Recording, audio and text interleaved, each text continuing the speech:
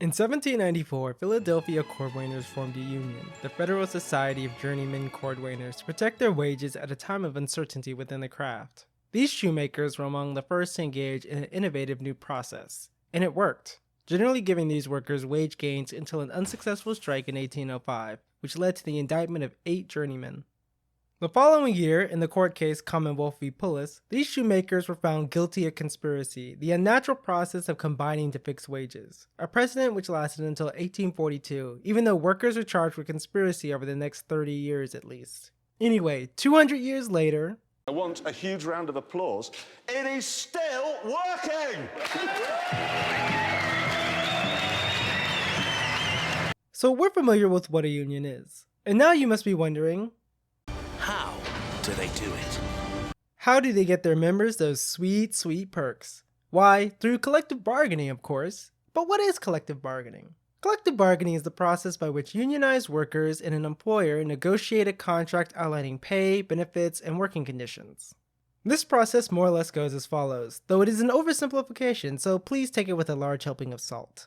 In one corner, a negotiation team known as a bargaining committee is assembled to represent the workers and present demands, while in the other corner, the employers send their goons who present concessions. The process by which employers try to take away previously won workplace improvements is known as concession bargaining. Both sides then argue over the demands and concessions basically until one side makes a juicy proposal to reach an agreement. If the bargaining committee likes the agreement, they will recommend the workers they represent vote for it. The workers can then reject it and the committee renegotiates. If the current contract expires with no new contract, well, we'll discuss what happens in the next episode. But understand that this process happens until the workers vote to ratify a new agreement. If the workers vote to accept the agreement, then it is ratified. The final result is known as a collective bargaining agreement, a legal contract between the union and the employer outlining pay, benefits, working conditions, und so weiter. Now, I am not a lawyer, but speaking of labor law, most workers have the right to collectively bargain with their employer.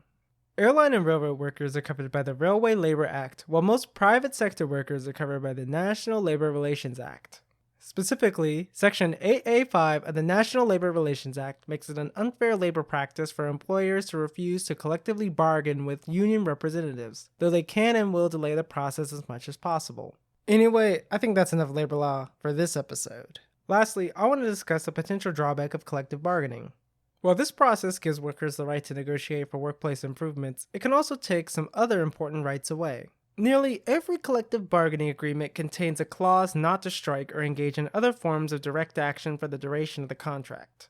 They also often contain a management prerogatives clause, waiving the union's rights to collectively bargain over certain issues and giving management the unilateral right to hire, punish, fire, etc. during a contract. But these points deserve a video of their own.